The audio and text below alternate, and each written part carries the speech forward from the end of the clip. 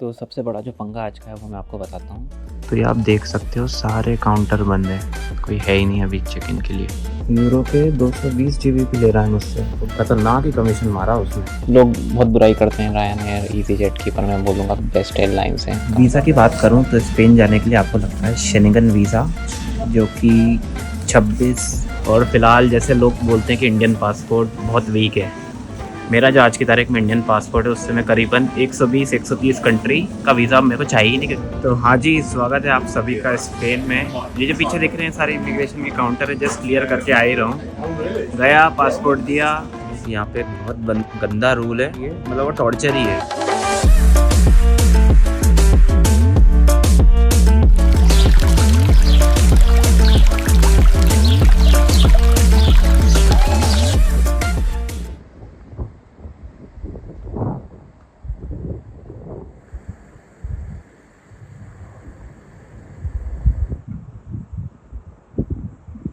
तो हाँ जी, स्वागत है आप सभी का एक नई वीडियो में। फ़िलहाल मैं हूँ एडिनबरा में और जा रहा हूँ एयरपोर्ट की ओर।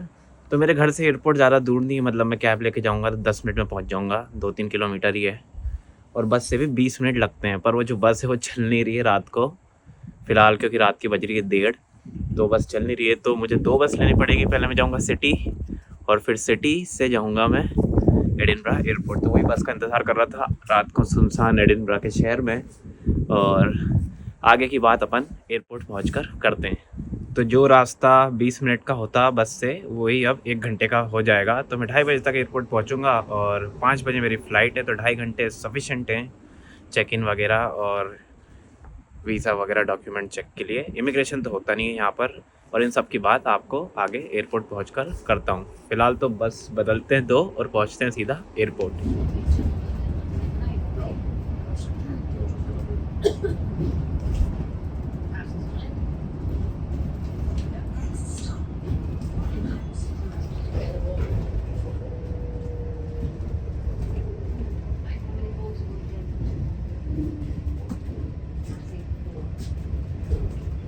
तो time of the day, time of the night, it's 2:13, 2:13 हो रहे हैं रात के। और एडिनबरा अंतर्राष्ट्रीय हवाई अड्डे पर आप लोगों का बहुत बहुत स्वागत है। तो जैसा कि आपने टाइटल देखकर समझ ही लिया होगा, आज मैं जा रहा हूँ एडिनबरा से, स्कॉटलैंड से स्पेन की कैपिटल माद्रिद। तो करीबन 3 घंटे की फ़्लाइट होने वाली है। ये फ़्लाइट मैंने बुक करी रायन एयर से, जो कि एक बहुत ही चीप और बजट एयरलाइन है। इसके बारे में मैं और अंदर बात करूँगा। तो सिंपल प्रोसेस रहता है यहाँ पर। अगर आपके पास कोई लगेज वगैरह नहीं है, कुछ नहीं है, चेक इन नहीं करना है, तो बोर्डिंग पास ऑनलाइन ही मिल जाता है और स्कैन करके सीधे गेट पर चले जाओ सिक्योरिटी करा के, क्योंकि इमिग्रेशन होता नहीं है जब आप यूके, यूएस इन देशों को छोड़ते हो। तो इमिग्रेशन होता नहीं है, क्योंकि इनको तो चाहते ही हैं कि लोग निकलें यहाँ से। तो पर मुझे चेक इन डेस्क पर जाना पड़ेगा रायन एयर के, क्योंकि इंडियन पासपोर्ट में होल्ड करता हूँ, तो वो वीज़ा वगैरह मेरा चेक करेंगे स्पेन का, जो कि है मेरे पास ऑब्वियसली। तो अंदर चलते हैं। काफ़ी सुनसान है, मतलब आपको मैं एयरपोर्ट का सीन दिखाता हूँ। ये देखो, ये एयरपोर्ट है, यहाँ मुझे बस ने उतारा, पूरा खाली है, रात का कोई फ़्लाइट होगी नहीं। पर यहाँ से काफ़ी यूरोपियन देशों की फ़्लाइट्स है, क्योंकि Edinburgh being a tourist place, यहाँ से ऑलमोस्ट सारे देशों की यूरोप की फ़्लाइट्स है यहाँ पर, और बहुत टूरिस्ट आते हैं यहाँ पर, इसलिए। यहाँ से मैं अंदर आया और पूरा एयरपोर्ट आपको खाली मिलेगा। चलते हैं रायन एयर पर, बोर्डिंग पास लेते हैं और फिर मैं आपसे मिलता हूँ। तो अभी भी समय मेरी फ़्लाइट में, तो ये मैंने ले लिए चाय लाते। एक कॉफ़ी शॉप खुली थी, 5 पाउंड की मुझे पड़ी, जो कि नॉर्मल प्राइस ही यहाँ पर। और जैसा कि मैं हर बार आपको ट्रिप पर हर चीज़ के कॉस्ट और प्राइसेस बताता हूँ, क्योंकि लोगों को इन्फॉर्मेशन मिलती है, तो इस ट्रिप में भी मैं हर चीज़ बताने वाला हूँ। तो यहाँ से जो मैं बस से आया उसका करीबन 7 पाउंड या 5 पाउंड, 5 लगता है जनरली, पर नाइट चार्ज लगा लिया होगा तो 7 पाउंड मुझे पड़े। कैब मेरी हो रही थी 12-13 पाउंड में, और जल्दी भी पहुँच जाता, पर मेरे पास टाइम था। और एक बजट ट्रैवल का रूल रहता है कि जहाँ पर भी आप पैसे बचा सकते हो, पैसे बचाना चाहिए। तो टाइम था तो क्यों फालतू कैब करूँ, तो बस से आ गया अच्छा शहर घूमते हुए। और यहाँ पर बैठ गया हूँ ज़मीन पर ही। काफ़ी लोग बैठते हैं ज़मीन पर, और मैं तो चेक इन की लाइन पर भी नीचे बैठ जाता हूँ। कोई शर्म की बात नहीं है, खड़े रहेंगे क्या इतनी देर, नीचे बैठ सकते हैं तो बैठ जाओ, इसलिए आराम से बैठ गया हूँ। तो सबसे बड़ा जो पंगा आज का है वो मैं आपको बताता हूँ। तो यूरोप में फ़्लाइट्स बहुत सस्ती रहती है, यूके से सारी फ़्लाइट बहुत सस्ती, 10 पाउंड, 12 पाउंड, 20 पाउंड, 25 पाउंड में आपको यूरोपियन सिटीज़ की फ़्लाइट्स वगैरह मिल जाएगी। पर ये वाली फ़्लाइट मुझे थोड़ी सी महंगी पड़ी है क्योंकि आज सैटरडे सुबह-सुबह और वीकेंड के कारण हो सकता है महंगी हो गई हो, वरना ईज़ी जेट और रायन जेट की फ़्लाइट्स जनरली चीप रहती है। तो ये फ़्लाइट मुझे पड़ी है 65 पाउंड्स की, करीबन 8000 इंडियन रुपीज़ की, और जो मेरी रिटर्न फ़्लाइट है वो 25 पाउंड की हुई है, करीबन 3000 रुपये की। तो मतलब 10-11 हज़ार में मेरा आना जाना हो गया। पर इन फ़्लाइट्स में सबसे बड़ा लफ़ड़ा रहता है कि कोई लगेज नहीं देते हैं ये लोग। तो आप एक लैपटॉप बैग इंक्लूड रहता है बस, और उसमें ही अगर आप काम निकाल सकते हो तो आपको लगेज लेने की ज़रूरत नहीं है, वरना लगेज ख़रीदो 40 पाउंड का, फिर वो आपको उतने की ही पड़ जाती है। तो ये फ़्लाइट्स मेनली इसलिए इसी मॉडल से कमाती हैं कि लगेज बाद में ख़रीदेंगे लोग। मतलब कैबिन लगेज भी नहीं देते हैं, कुछ भी नहीं देते हैं, बस एक लैपटॉप बैग जो सीट के नीचे आता है वही अलाउड है। तो इसलिए ये है मेरा लैपटॉप बैग इस पूरी ट्रिप का, देख सकते हो। बस इसको अलाउ कर दें वो, क्योंकि जनरली नाटक तो नहीं करते हैं, पर जब ये एयरलाइन कमाती है इस चीज़ से तो नाटक भी कर सकते हैं। वैसे मैंने ऐसे ही बैग के साथ 15-17 दिन की ईरान की ट्रिप करी थी, कोई दिक्कत नहीं आई थी मुझे। तो होपफुली अभी भी दिक्कत नहीं आनी चाहिए, वरना 75 यूरो का वो सीधे मुझे फ़ाइन मारेंगे जब मैं काउंटर पर जाऊँगा। लोग बहुत बुराई करते हैं रायन एयर, ईज़ी जेट की, पर मैं बोलूँगा बेस्ट एयरलाइंस हैं। कम से कम ऑप्शन तो दे रही है आपको, दूसरी एयरलाइन ऑप्शन ही नहीं दे रही है। मान लो आपके पास लगेज ही नहीं है तो आपको पूरा ही फेयर पे करना है। पर ये एयरलाइंस हम जैसे बजट ट्रैवलर्स को, जो लैपटॉप बैग से भी ट्रैवल कर सकते हैं, उनको एक मौका देती है। तो मुझे बहुत पसंद है। सस्ते में टिकट हो रही है, 10-11 हज़ार में मेरा आना जाना हो गया, और सस्ते में हो जाता वीकेंड नहीं होता तो ये आप देख सकते हो सारे काउंटर बंद है, कोई है ही नहीं अभी चेक इन के लिए।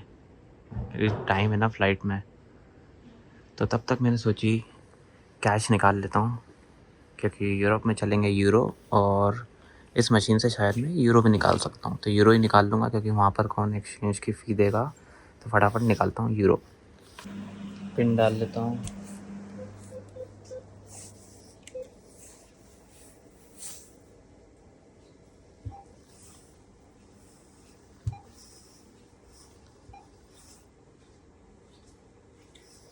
€200 निकाल लेते हैं बस।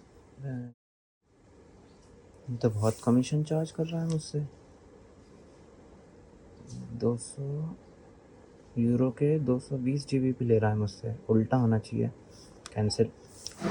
तो 200 पाउंड होते हैं 230 यूरो, और वो मुझसे 200 यूरो निकालने के 220 पाउंड ले रहा था। तो इससे अच्छा है कि मैं GBP निकाल लेता हूँ, मतलब पाउंड ही निकाल लेता हूँ, और वहाँ पर चेंज करा लूँगा। गज़ब चल रहा है, खतरनाक ही कमीशन मारा उसने। तो बाहर आया था थोड़ा कि दूसरा ATM मिल जाए, क्योंकि उस ATM में 2.5 पाउंड्स मेरे वो चार्ज करेगा, पर कोई ATM है नहीं यहाँ पर। तो उससे ही मैं 200 पाउंड निकालूँगा, जिसके मुझे 202.5 पाउंड्स देने पड़ेंगे। ठीक है, कोई ज़्यादा नहीं है वो। और फिर वहाँ पर उन 200 पाउंड्स को चेंज कराऊँगा, तो मुझे मेरे हिसाब से 210 या 215 यूरोज़ तो मेरे को कमीशन उनका काटने के बाद मिलने चाहिए। देखते हैं, वो आपको वहीं चलकर मैं बता दूँगा। ये निकाल रहा हूँ मैं 200 पाउंड, और 200 के 2.5 पाउंड ही उसने मेरे को चार्ज करा एक्स्ट्रा। कार्ड ले लिया, कैश भी दे दे भाई। अरे बाप रे, 20 के दे दिए, चल अच्छा है। तो ये भाई visa check done, visa checked, कुछ नहीं, पासपोर्ट स्कैन करा, वीज़ा देखा, बोलने के जाओ, चलते हैं अब गेट की तरफ। तो जा रहा हूँ डिपार्चर्स की और अच्छा हुआ, मतलब फ़िज़िकल बोर्डिंग पास ही मिल गया, क्योंकि मैंने जितनी फ़्लाइट ली है और फ़िज़िकल बोर्डिंग पास मुझे मिला है, मैं सारे कलेक्ट करता हूँ। तो इस फ़्लाइट का भी मिल गया एक और बोर्डिंग पास, और अब जाना है डिपार्चर्स की ओर। तो फटाफट सिक्योरिटी चेक क्लियर करता हूँ। इस बार ड्रोन वगैरह लाना चाहता था, पर ला नहीं पाया क्योंकि लगेज की दिक्कत थी। तो जल्दी हो जाएगा, सिक्योरिटी को जैसे टेंशन नहीं है, बस पावर बैंक और लैपटॉप है, फटाफट वो कराता हूँ, और सिक्योरिटी क्लियर करने के बाद आप लोगों से बात करूँगा वीज़ा की। तो ये रही अपनी फ़्लाइट माद्रिद, अभी गेट आया नहीं है, 4:45 पर आएगा। बढ़ते हैं आगे। तो सिक्योरिटी चेक हो चुका है और 4 बज रही है। 4:45 पर मेरा गेट नंबर मुझे पता लग जाएगा और 5:15 पे बोर्डिंग चालू हो जाएगी। वीज़ा की बात करूं तो स्पेन जाने के लिए आपको लगता है शेनिगन वीज़ा, जो कि एक वीज़ा है जो आपको 26 से 28 यूरोपियन कंट्रीज़ में ट्रैवल करने को अलाउ करता है, जैसे कि France, Germany, Switzerland, Austria, Bulgaria, Slovakia, Latvia, ऐसे 26 देश हैं जो आप इस वीज़ा से ट्रैवल कर सकते हो। तो ये वीज़ा मैंने एडिनबर्ग में ही अप्लाई किया था और इसमें ऐसा होता है कि जैसे आप 6 दिन के लिए ट्रैवल कर रहे हो तो सारे डॉक्यूमेंट्स आपको 6 दिन के दिखाने पड़ेंगे, होटल बुकिंग, इंश्योरेंस, और वो आपको 7-8 दिन का वीज़ा दे देंगे। फिर इसमें ऐसा होता है कि अगला वीज़ा जब आप अप्लाई करोगे तो थोड़े लंबे ड्यूरेशन का दे देंगे, मल्टीपल एंट्री भी दे सकते हैं अगर आपकी ट्रैवल हिस्ट्री ठीक है। तो ऐसे करते करते आप 1 साल, 2 साल, 5 साल तक पहुंच सकते हो अगर आप बहुत सारे ट्रिप यूरोप के मार रहे हो। और पहली बार में लंबा वीज़ा देते नहीं है क्योंकि पहला शेनिगन वीज़ा है, तो जितनी आइटनरी है उतना ही मिलेगा। पर मेरे केस में बहुत अलग चीज़ हुई। मेरा पहला शेनिगन वीज़ा है ये और सीधे मुझे 3 महीने का मिला है मल्टीपल एंट्री, जिसमें मैं 1 महीना टोटल ड्यूरेशन ऑफ स्टे मिला। तो मेरी ये पहली ट्रिप है, मैं मल्टीपल ट्रिप्स मार सकता हूँ अगले 3 महीने तक। मुझे ये इसलिए मिला क्योंकि मैंने मेरे कवर लेटर में लिखा था कि मैं ट्रैवल ब्लॉगर हूँ, मल्टीपल ट्रिप्स मारूंगा और यूके में ही रहता हूँ तो बार बार आता जाता रहूँगा। ऐसे मैंने अच्छी सी डॉक्यूमेंट बना के दे दिए थे उनको, तो लकीली मुझे उन्होंने 3 महीने का, पहला ही मेरा शेनिगन वीज़ा 3 महीने का मल्टीपल एंट्री लग गया है। तो ये वीज़ा का सीन है। और एक और इस वीज़ा में रूल है कि जिस कंट्री का आपको वीज़ा मिला है, जैसे मुझे स्पेन का मिला है, तो फर्स्ट पॉइंट ऑफ एंट्री, मेरी फ़र्स्ट लैंडिंग मेरी स्पेन में ही होनी चाहिए, वरना वो वीज़ा रूल के ख़िलाफ़ है कुछ, और शायद डिपोर्ट भी कर सकते हैं अगर मैं फ़्रांस चले जाता तो। पर जब मेरी सेकंड ट्रिप होगी तो मैं कहीं भी जा सकता हूँ इन 26 देशों में। तो ये छोटी सी इन्फॉर्मेशन थी, जिनको पता है उनको पता है, जिनको नहीं पता उनके लिए मैंने बता दी। और मेरी ट्रैवल हिस्ट्री भी बहुत अच्छी है, मतलब 14-15 कंट्री में जहाँ तक मुझे याद है जा चुका हूँ। और इसके अलावा मेरे पास यूएस का वीज़ा भी है। तो ये सारे फैक्टर्स भी बहुत मैटर करते हैं आपको एक लंबा वीज़ा मिलने के लिए। और फ़िलहाल जैसे लोग बोलते हैं कि इंडियन पासपोर्ट बहुत वीक है, मेरा जो आज की तारीख में इंडियन पासपोर्ट है उससे मैं करीबन 120-130 कंट्री का वीज़ा मेरे को चाहिए ही नहीं, क्योंकि मेरे सारे वीज़ा लगवा रखे हैं। यूएस का मेरे पास 10 साल का वीज़ा है, अगले 3 महीने तक मेरे पास यूरोप का भी वीज़ा है, इससे अगला मैं सीधे 1 साल का लगाऊंगा यूरोप का। और यूके में तो रहते ही हूँ तो मेरा वर्क वीज़ा यूके का है ही सही। और यूएस के वीज़ा से साउथ अमेरिका की बहुत सारी कंट्रीज़ कवर हो जाती हैं। यूके के वीज़ा, शेनिगन वीज़ा से पूरा यूरोप के लिए कोई वीज़ा चाहिए नहीं मुझे। रशिया जाना है तो ई वीज़ा है वहाँ का, मिडिल ईस्ट में यूएस वीज़ा हर जगह चलता है, ईरान वीज़ा फ्री है। तो ज़्यादातर कंट्रीज़ के लिए मुझे वीज़ा चाहिए ही नहीं अभी, अगले 3 महीने तो एटलीस्ट। 3 महीने बाद यूरोप की कंट्रीज़ कट जाएगी और मुझे वापस से यूरोप का वीज़ा लेना पड़ेगा, जब मैं सीधा 1 साल का ट्राई मारूंगा। तो है तो इंडियन पासपोर्ट वीक, पर आप ये एक यूएस वीज़ा लगवा लिया आपने तो आपका पासपोर्ट बहुत ज़्यादा स्ट्रॉन्ग हो जाता है। तो जा रहा हूँ, बोर्डिंग चालू हो चुकी है, गेट नंबर 18। और बस ये बैग का लफड़ा ना करते हैं वो, वरना 75 यूरो का सीधे ठप्पा लगेगा। देखते हैं, वैसे नहीं करेंगे, वरना मुझे वो पहले ही बोल दिया। चलो बोर्डिंग कर रहा हूँ, प्लेन की ओर जा रहा हूँ। कोई देखा भी नहीं बैग, मतलब वो तो जब बुरा दिन हो ना तभी लफड़े होते हैं, वरना लैपटॉप बैग ही दिख रहा है, आप भी देख सकते हो, तो क्या ही लफड़ा करेंगे। तो चलते हैं सीधा माद्रिद स्पेन, 3 घंटे की फ्लाइट होने वाली है और टाइम जोन शायद सेम ही है, यहाँ आधे घंटे का फ़र्क होगा। तो चलते हैं, बहुत मज़ा आने वाला है। पहली बार जा रहा हूँ शेनिगन कंट्री में और स्पेन में पहली बार जा रहा हूँ, तो काफ़ी एक्साइटेड हूँ एक नया कल्चर एक्सप्लोर करने के लिए।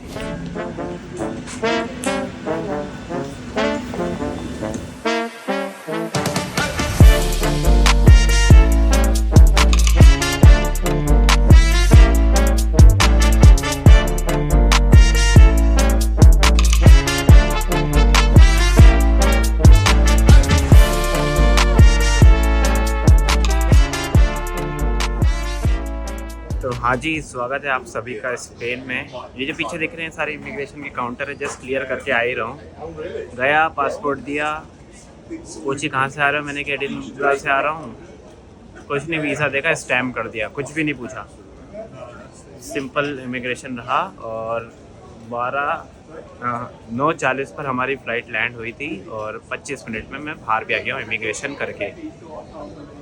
लाइन तो थी इमिग्रेशन पर चल रही थी, वो लगातार चल रही थी।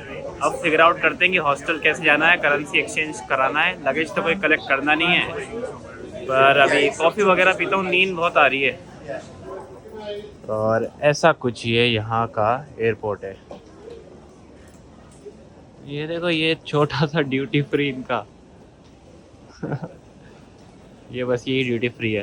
तो सेल्फ मुसाफिर के इस दुनिया के सारे देशों को घूमने के सफ़र में पहली शेनेगन कंट्री स्पेन में सभी का स्वागत है। अब ये वीज़ा का सीन ऐसा है, जो मैं शेनेगन वीज़ा बता रहा था कि अब मैं स्पेन में आ गया हूँ। अब मैं यहाँ से फ्रांस जाऊँ, जर्मनी जाऊँ, स्विट्ज़रलैंड जाऊँ, कुछ फ़र्क नहीं पड़ता है। कोई इमिग्रेशन नहीं होगा, कुछ नहीं होगा। बाय लैंड बस से चले जाऊँ, ट्रेन से चले जाऊँ, कोई कुछ नहीं होगा।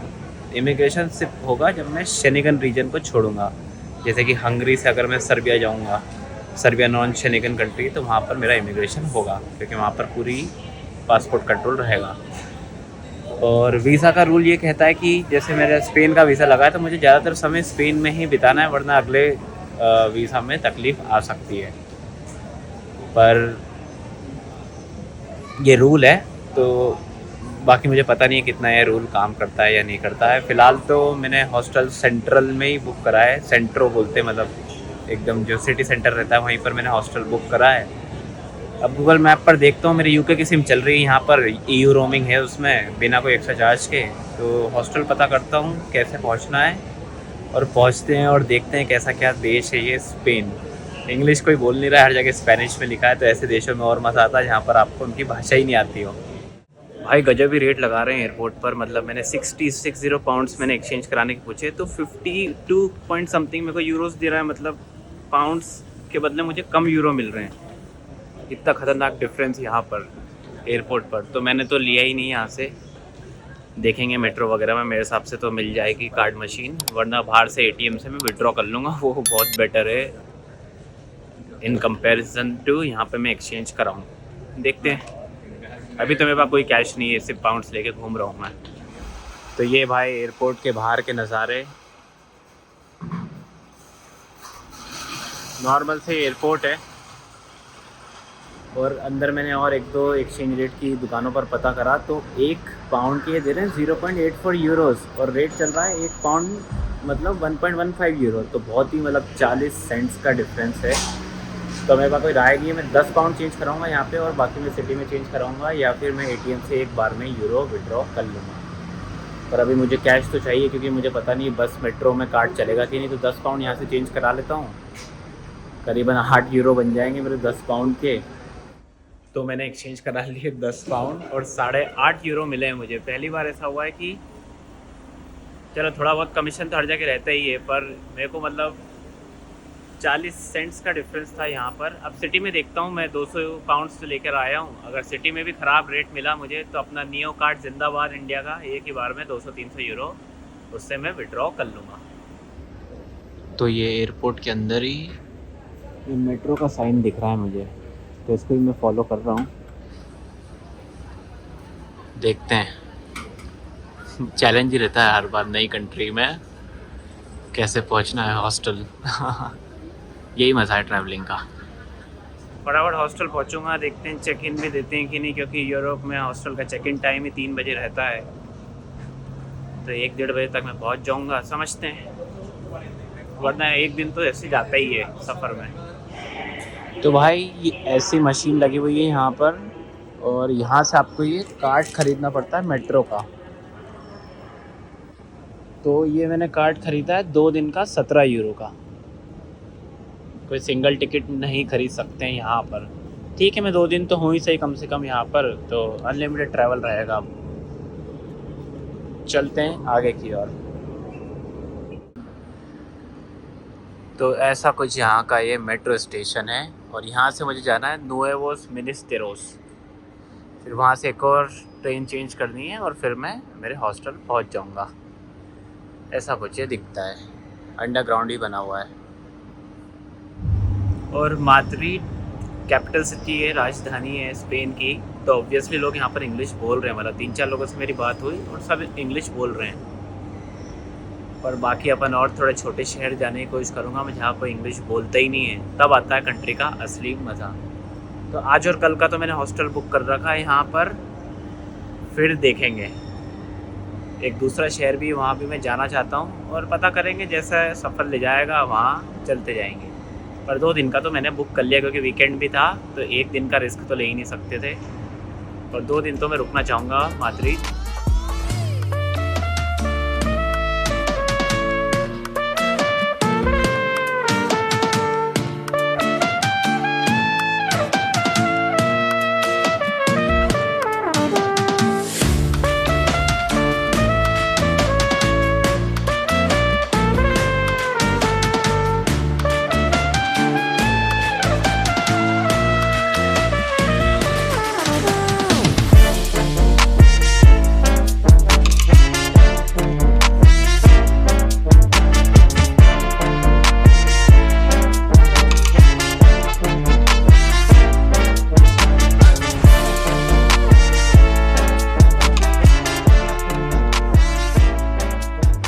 तो पहुँच ही गया माद्रिद के सेंट्रल में। यहाँ से बस 5 मिनट की वॉक है मेरा हॉस्टल। बढ़िया लगा मेट्रो का सिस्टम। 2 मेट्रो बदलनी पड़ी मुझे, गूगल मैप पर सारी इन्फॉर्मेशन थी और वो मेट्रो कार्ड ले ही लिया है, तो कोई तकलीफ़ हुई नहीं। यहाँ भी मैं थोड़ा पढ़ के आया था कि फ़ोन की छीना छानी ये सब हो सकता है, थोड़ा ध्यान से ही रहना। जैसे बार्सिलोना थोड़ा ज़्यादा अनसेफ शहर है, माड्रिड फिर भी ठीक है, ऐसा मैं सोच रहा हूँ, पर देखा जाएगा। ऐसा कुछ नज़ारा है यहाँ का। मेट्रो स्टेशन से बाहर ही आया हूँ मैं, ये कैफ़े वगैरह बने हुए हैं, उस साइड कहीं मेरा हॉस्टल है, उधर ही वॉक करता हूँ। तो ये सड़कें हैं मैड्रिड की, माद्रिद। और भाई ये एकदम अपने जैसे दिखते हैं यहाँ के लोग, मतलब जो स्किन कलर है इनका, मेरे को तो मैक्सिकन्स जैसे दिख रहे हैं यहाँ के लोग। और गर्मी है, मतलब ठीक ही है, प्लेजेंट है, 24 डिग्री हो रहा है। और ये टिपिकल यूरोपियन न्यू टाउन, बस आने ही वाला है मेरा हॉस्टल, आगे ही है। तो इस हॉस्टल में रुका हूँ मैं, सेफ स्टे हॉस्टल। और ये देख सकते हो आप, 8 बेड डॉर्म है, मतलब 8 लोग हैं यहाँ पर, और लड़का लड़की मिक्स रहता है, मिक्स डॉर्म है। और यहाँ पर ये मेरा बेड है और इतनी खूबसूरत बालकनी है, बढ़िया लगा मुझे हॉस्टल। ये देख सकते हो आप क्या नज़ारा है। और फ़िलहाल बज रही है शाम की 6। तो मैं हमेशा कंप्लेन करता हूँ स्कॉटलैंड जब घूमता हूँ, यूरोप जब घूमता हूँ, कि यहाँ पे एक बहुत गंदा रूल है, स्पेन में भी है, मतलब वो टॉर्चर ही है, कि चेक इन टाइम इनका रहता है 3 बजे दोपहर में।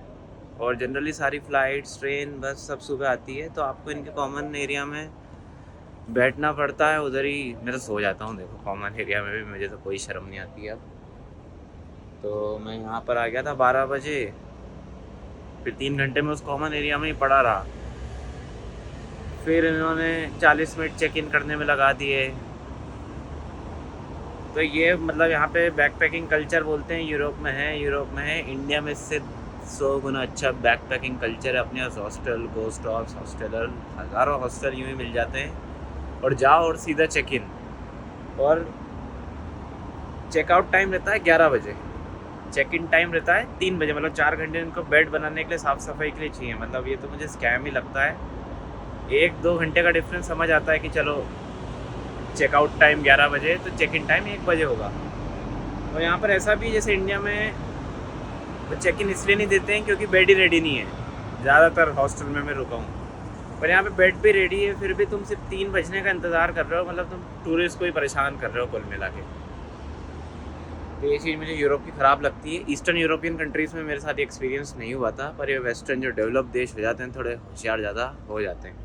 जो भी जैसा भी है, जैसा देश वैसा भेष, अपन तो एंजॉय करने आए। पर ये चीज़ आप यूरोप ट्रैवल कर रहे हो तो चेक इन टाइम देखो आपके हॉस्टल होटल का, और उस हिसाब से अकॉर्डिंगली प्लान करो। क्योंकि मैं तो 26 साल का लौंडा हूँ, मैं तो रोड पे भी सो जाऊँगा। और फैमिली के साथ आ रहे हो, जो लोग ज़्यादा ट्रैवल करते नहीं, एकदम स्मूथली हर चीज़ चाहिए, तो ये परेशानी आपको हो सकती है। जो भी जैसा भी है, ये देखो पूरा स्पेनिश आर्किटेक्चर, बढ़िया लग रहा है मुझे तो। ये सेंट्रल में ही रुका हुआ हूँ मैं कहीं ना कहीं। तो आज तो आराम में निकल गया और मुझे पता भी था ये वाला दिन पूरा आराम में ही निकलेगा। पर आज रात को थोड़ा बहुत घूमूंगा, यहाँ के नाइट लाइफ देखूंगा। सबसे पहले तो फ़िलहाल तो जाऊँगा इंडियन रेस्टोरेंट। कोई सा भी देश हो मुझे तो इंडियन रेस्टोरेंट में ही जाना है। दिन की एक बार तो कम से कम इंडियन रेस्टोरेंट में ही खाओ तो ही मज़ा आता है ट्रैवलिंग का। और ज़्यादा नॉनवेज खाता नहीं हूँ मैं, तो इनका खाना मुझे कभी जमेगा ही नहीं। बाकी फ़िलहाल तो आज की इस वीडियो को मैं यहीं रखता हूँ। अगली वीडियो में आपको अच्छे से स्पेन घुमाते हैं और यहाँ की एक और सिटी में जाने वाला हूँ जो आपने सोचा नहीं होगा कि स्पेन में भी ऐसी सिटी है। तो जो भी है जैसा भी है, ये थी आज की वीडियो जिसमें मैं आपको लेकर आया स्कॉटलैंड से स्पेन तक। पूरा सफ़र दिखाया मैंने मेरा। और ये कार देखो, कार देखो कितनी फैंसी कार है। क्या पता कौन सी है, मुझे इतना नॉलेज नहीं है। तो वीडियो पसंद आया तो लाइक कर दो, वीडियो पसंद नहीं आया तो डिसलाइक कर दो। नीचे कमेंट सेक्शन में मुझे आपके फीडबैक लिख देना। और हमेशा की तरह सब्सक्राइब करो, दबा करो सब्सक्राइब सेल्फ मुसाफिर को, क्योंकि फिर से ट्रैवल व्लॉग्स आने चालू हो चुके हैं। अगली वीडियो बहुत ही इंटरेस्टिंग होने वाली है, तो बेल आइकन भी दबा दो। तो फिर होगी नई जगह, नया रोमांच और नया सफ़र। तब तक के लिए अलविदा।